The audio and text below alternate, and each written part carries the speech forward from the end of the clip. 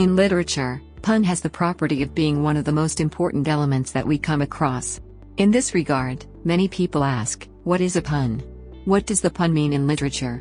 We have compiled details on various topics, such as examples of pun used in English.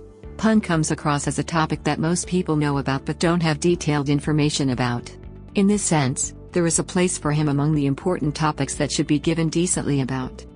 What is a pun? Pun, a term of Arabic origin, has more than one meaning.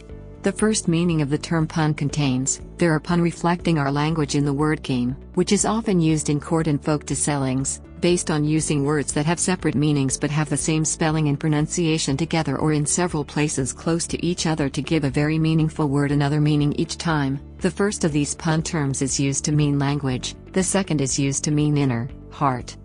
Another meaning expressed by the term pun is a word game that uses the good meaning of a word that is very meaningful, and predicts its meaning that is bad.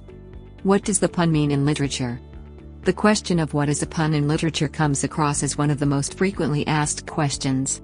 In this sense, the most correct answer to the question can be given as follows: the art of using words that meet different entities, concepts and meanings, whose spellings and deciphering are the same, is called a pun. Pun words are mostly used at the end of the verse. Another important issue related to the subject of pun is the types of pun. Knowledge of the types of pun provides an important benefit in terms of being equipped with a literary subject. Accordingly, the types of pun are as follows. Full pun: the words that make up the pun are mostly the same as each other. This type of pun is called a full pun. An example of the exact type of pun. The words pearl and the above strings are full pun intended.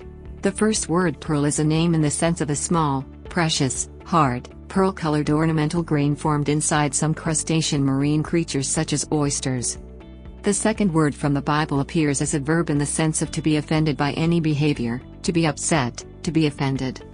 Because these words, which have different meanings that they carry, and their spelling and pronunciation are the same in terms of spelling, this type of pun that occurs is called a full pun. Discrete pun: one of the words with a pun, if they are used as two separate words, such pun is called a discrete pun, that is, an incomplete pun. As an example of this, an example of a disjoint pun on the above strings is in question. Accordingly, a pun was made between the words I'm decimated and naughty in the string.